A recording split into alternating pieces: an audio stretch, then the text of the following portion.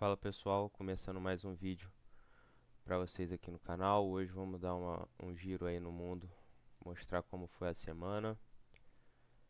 Semana mais curta dessa vez, né? Amanhã é feriado, sexta-feira, sexta-feira santa. Então semana mais curta, mas nem por isso uma semana mais tranquila ou menos agitada. Pelo contrário, enfim, o mercado nos últimos dias, nas últimas semanas, de modo geral, tem sido. Enfim, eu não tenho nenhuma palavra boa para definir, mas sei lá, o mínimo que eu posso dizer é cansativo, porque a gente acorda de manhã, a guerra acabou, meio-dia, a guerra vai continuar, e de tarde alguma notícia diferente. Então, isso se repete no dia seguinte, depois se repete na semana seguinte. Então, assim, uma completa loucura. Enfim, em uma hora parece que vai tudo voltar ao normal e outra hora o mundo vai acabar amanhã. E obviamente o mercado precifica isso, né? Porque mesmo que, enfim, assim, todo mundo já sabe que as palavras do Trump, elas, enfim, não têm a menor credibilidade. Mas eu imagino eu, né, que ainda assim o mercado precifique isso, porque e se for verdade? Se for, a gente tem que pôr isso no preço. E eu quero estar posicionado para caso isso seja verdade, né? Então, enfim, e o mercado é basicamente um ambiente para você tomar risco. Então, vou tomar risco contando que isso seja verdade. Eu prefiro tomar risco contando que isso seja verdade e ganhar. Se eu tiver errado, beleza, zero posição. E se tiver, mas se eu tiver certo, vou ganhar com isso. Enfim, de modo geral, o mercado tem sido uma loucura, basicamente. É isso que eu quero dizer. E pelo menos para mim, isso tem sido bastante exaustivo e tem exigido muita ah, paciência, né, para dizer o mínimo. Enfim, vamos falar aqui do S&P 500. Essa semana o S&P até quarta-feira continuou o rompimento que fez nas... Opa, perdão. Que hoje é quinta, né? Me confundi aqui. Mas enfim, segunda-feira tentou dar continuidade no rompimento de semana passada, dessa lateralidade, que ativou uma tendência de baixa. Mas logo na terça já corrigiu e desde então, né, terça, quarta, quinta, se manteve em patamares mais altos do que o fechamento de semana passada. Tanto que se a gente for olhar aqui no semanal, hoje a gente pode ter um fechamento que signifique uma continuidade de alta pelo semanal, certo? Excluindo tudo que a gente sabe, todas as informações que a gente tem sobre geopolítica e toda a instabilidade que o mercado tem passado. Se a gente está em tempos completamente calmos e eu olho para esse gráfico aqui no semanal, eu vou pensar, ok, o mercado provavelmente vai continuar subindo, porque pelo semanal a gente ainda tem uma tendência de alta, certo? Um, então, assim, graficamente falando, a gente pode ver uma correção um pouco maior do S&P 500 aí na semana que vem. Difícil ter qualquer confiança numa afirmação dessa, mas graficamente falando, principalmente pelo semanal, uh, faz sentido um movimento de alta. Pelo diário não tem muito o que dizer, está testando a média de 20, que como está caindo, né, está descendente, seria um motivo para continuidade de baixa. Então a gente tem o diário e o semanal divergindo, né? A gente tem que ver qual tempo gráfico vai prevalecer nesse caso. Normalmente os prazos maiores prevalecem, mas veremos. Uh, Inclusive, queria fazer uma correção sobre uma coisa que eu falei nos últimos vídeos, que na verdade não tem como ser levada muito a sério, que é basicamente esse canal do S&P 500, que eu falei que o S&P estava tocando na linha de retorno superior e que poderia ser um topo tal. Como vocês podem ver aqui, o mesmo canal está desenhado, porém a gente está muito longe de tocar na linha de referência desse canal. Por quê? Escala. Meu gráfico estava na escala aritmética e não logarítmica. Se eu coloco aqui na escala aritmética, vocês podem ver que é exatamente a mesma imagem que eu mostrei nos últimos vídeos. E se eu coloco na escala logarítmica, perde completamente a forma.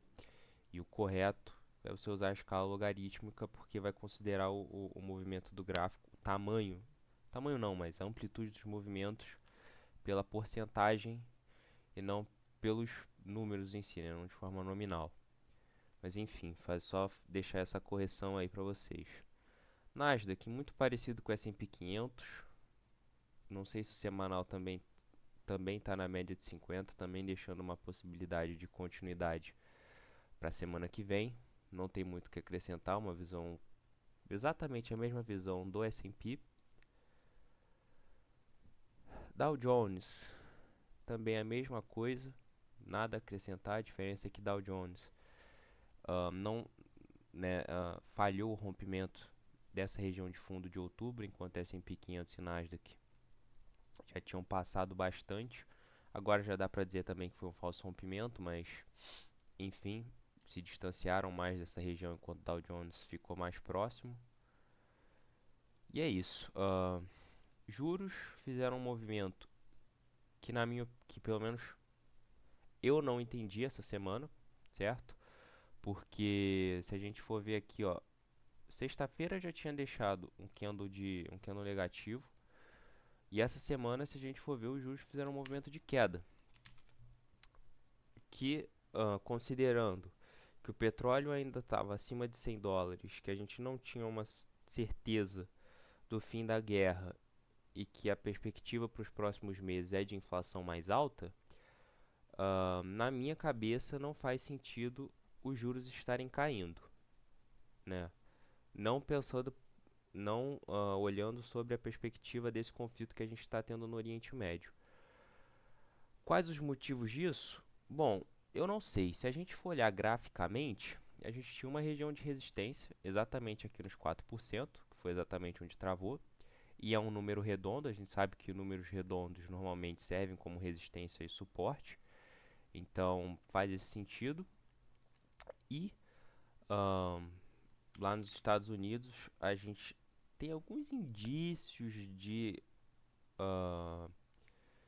uma crise de crédito privado. Assim, eu não acompanho isso de perto, muito menos entendo, então eu não sei em até que nível isso pode afetar aqui o movimento dos juros, mas talvez seja uma possibilidade. Mas de qualquer forma, como meu intuito aqui é falar de análise técnica, tinha um topo anterior relevante. Eu nunca vou esquecer desse dia, foi um dia de um payroll horroroso. O mercado esperava um payroll positivo, veio um payroll gigantesco negativo. Então aqui era uma região importante e também os 4%, né? Então, e o mercado chegou ali esticado, então fazia sentido alguma correção, que foi o que a gente teve aqui, tanto para o juro de 2 quanto para o juro de 10. Mas a tendência deles agora é de alta, médias estão alinhadas. Eu não ficaria surpreso em ver uma retomada do movimento de alta aqui, né? Justamente, e esse movimento ter sido somente um pullback na média de 20 do diário. Falando de Ibov, essa semana o Ibovespa veio bem forte. Vou falar do Ibov em vez de falar do WZ. Veio bem forte.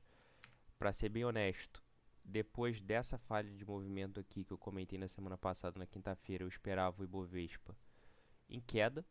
Segunda-feira, o mercado até chegou a dar algum indício, porque tentou subir, devolveu. Então, demonstrando fraqueza, né? Não tinha gente comprando o suficiente para manter o mercado na alta. E depois de gatilhos de alta como esses aqui, eu não espero que o mercado fique enrolando muito. Mas na terça-feira a gente teve um dia de quase 3% de alta, se eu não me engano. Foram aqui 2,7%. Que o mercado basicamente gritou que eu estava errado, né? Que o mercado sim tem todos os motivos e está completamente claro no preço aqui um movimento de alta. Todo mundo, acho que já vejo gente falando Ibov a 200 pontos, e se for olhar friamente aqui no gráfico faz todo sentido.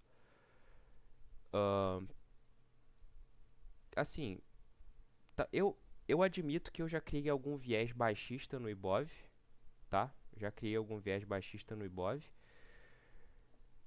E ontem, quando eu vi o mercado devolvendo de tarde todo o movimento de alta que fez durante a manhã, eu pensei, vai falhar. Por quê? É um rompimento com candle que só teve compra. Não tem nada de sombra vendedora nesse candle de terça. As médias estavam alinhadas, então, honestamente, o que eu esperava para quarta-feira seria um dia de alta também, não necessariamente de 3% de alta, mas um dia de alta forte. E não foi.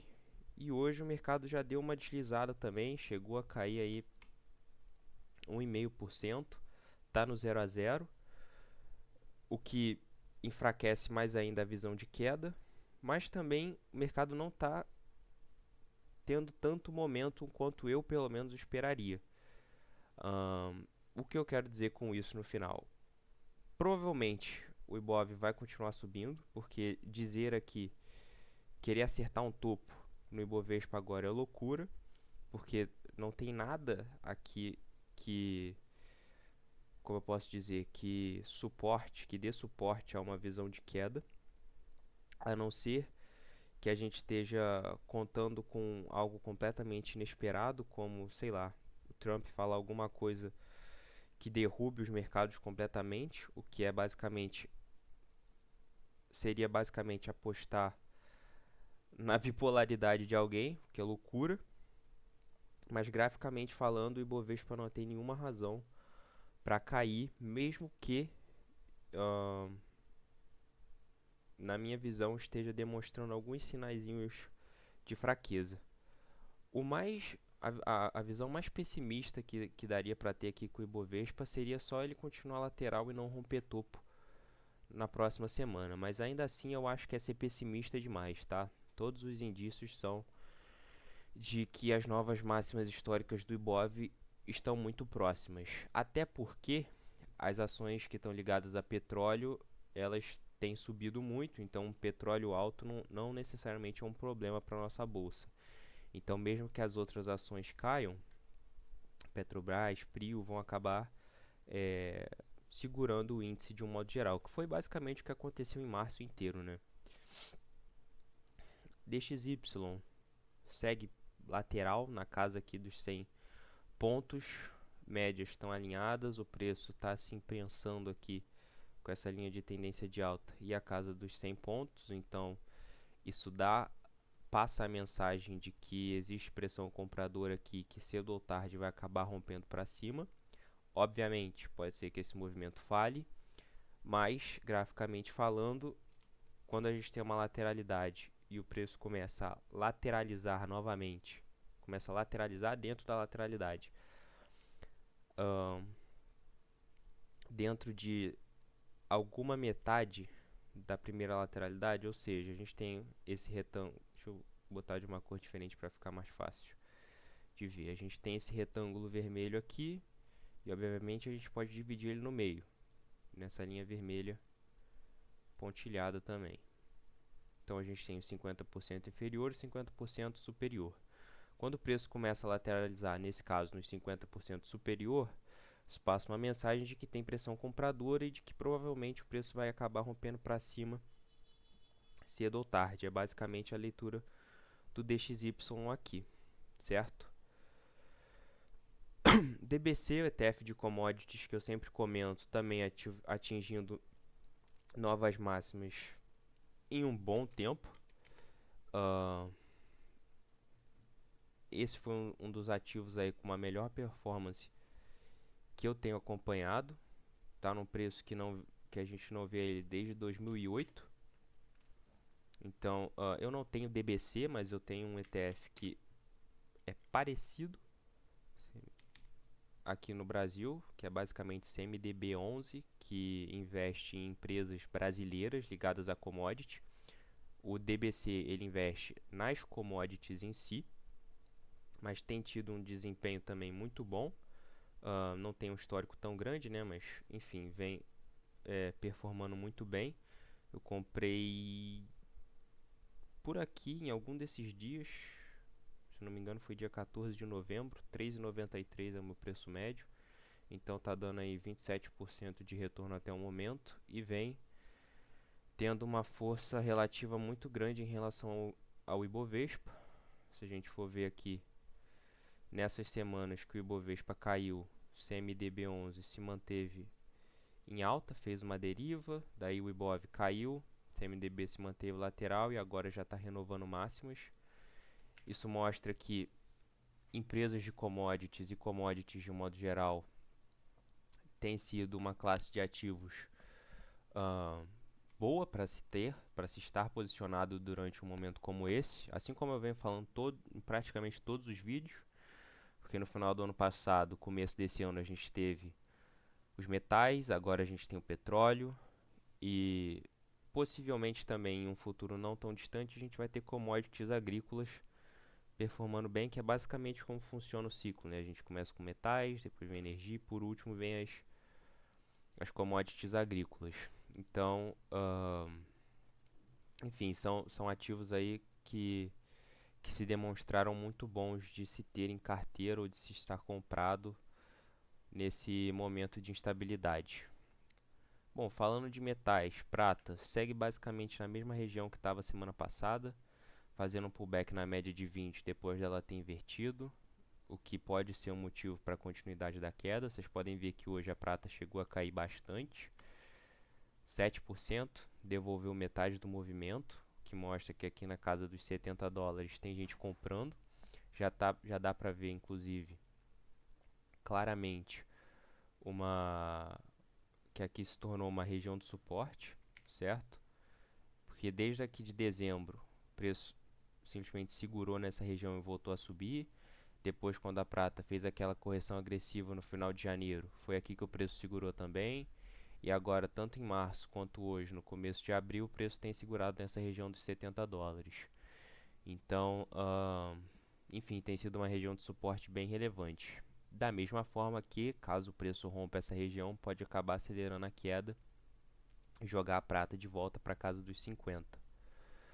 Ouro, movimento muito parecido, a diferença é que o ouro está dentro desse canal de baixa, mas também chegou a cair bastante hoje, já devolveu metade do movimento, também fazendo um pullback nas médias invertidas. E aqui, tanto na prata quanto no ouro, eu tenho algo interessante para comentar, que é o seguinte: se a gente colocar aqui a média de 200 períodos, vocês vão ver que a média de 200 ela está subindo, enquanto a média de 20, média de 50, enfim, as médias menores elas estão caindo. Isso cria um range de preço entre essas duas médias, que basicamente cria uma lateralidade, até que o preço rompa para algum dos lados. Então, a não ser que a gente tenha um movimento de fluxo forte entrando nos metais, é bem possível que a gente veja um movimento de lateralidade tanto na prata quanto no ouro. Enfim, veja a volatilidade desses ativos caindo ao longo do tempo, porque o ouro, por exemplo, é um ativo que tem estado muito volátil, quando na verdade o ouro sempre foi um ativo de proteção, né? Não um ativo especulativo ou um ativo volátil como ele tem sido. Petróleo, aqui no caso não é um contrato futuro, né? Seria o petróleo spot, mas se a gente joga o contrato futuro de petróleo aqui negociado lá nos Estados Unidos, o movimento é um pouco diferente e passa uma informação muito importante, né? Que hoje a gente está caminhando para o fechamento mais alto desde que a gente começou todo esse conflito, que por aqui, por esse gráfico, não acontece, mas a leitura acaba sendo a mesma, né? Comentei sobre o pullback na média e a continuidade da alta, exatamente o que está acontecendo hoje. Ontem o petróleo tocou na média de 20 mais uma vez e hoje já está devolvendo toda a alta, subindo aí 10% no dia. E como eu falei também no vídeo de semana passada, existe um alvo para o petróleo lá na casa dos 130 dólares. Que assim, sem viés e sem tentar colocar nenhum palpite geopolítico no meio da fala, é um alvo completamente plausível do petróleo ir buscar olhando puramente gráfico. E caso vá, imagino eu que seja um cenário bastante caótico para todos os ativos ao redor do mundo e para o mundo de um modo geral. Fugindo de mercados agora, né? Porque seria bem problemático para a inflação nesse caso. E aqui a gente tem um movimento um pouco parecido com o DXY, que é basicamente o mercado segurando na mesma região, superior no caso, né? Tem essa resistência nos 120, mas fazendo topos mais altos e ancorado pela média. Ou seja, tendência é que a qualquer momento essa região dos 120 dólares seja rompida. Bom, falando sobre as commodities agrícolas, não tem muito o que dizer. Basicamente, continuam no mesmo preço de semana passada, completamente laterais, e são ativos que se movem muito pouco, tá? Tem dias que explodem para cima ou para baixo, mas de modo geral são ativos chatos de acompanhar. Eu deixo aqui justamente só pela minha curiosidade de observar esse ciclo das commodities e ver quando essas commodities aqui vão começar a se mover também ou não. Bitcoin, comentei semana passada que eu continuo esperando queda para o Bitcoin e hoje também, assim como o ouro e prata, chegou a cair bastante, mas já devolveu metade do movimento. Se fechasse nas mínimas, se fechar, né, porque o Bitcoin demora mais para fechar o dia, é um gatilho de queda, na minha opinião, né, o pós-rompimento dessa cunha ascendente, média está ancorando, a tendência ainda é de queda, e essa região aqui dos 50, 55 mil dólares, na minha opinião, está chamando bastante o preço. Então, é isso, Bitcoin não tem muito o que acrescentar sobre o que eu falei dentro do que eu falei semana passada. Continuo com uma visão baixista para o Bitcoin, mesmo que perante outros ativos o Bitcoin tenha se segurado bastante nesse período de guerra aí, né, se segurou março inteiro e hoje também segue se segurando, mesmo que caindo 1,7%. A gente sabe que isso para o Bitcoin não é nada. Bom, esse foi o vídeo, espero que vocês tenham gostado, espero que abril seja um mês melhor para todos nós do que março foi, a não ser que você já tenha tido um março excelente. Se março para você foi muito bom, que abril se repita, mas eu não tive, então espero que abril seja um mês melhor. E se você também, se alguns de vocês aí que estão me assistindo não tiveram um mês de março muito bom, vamos continuar o trabalho para que abril seja melhor. Se você gostou desse vídeo, deixa seu like, manda pro seu amigo, se inscreve no canal. E é isso, muito obrigado, boa Páscoa para todos. E é isso, até semana que vem.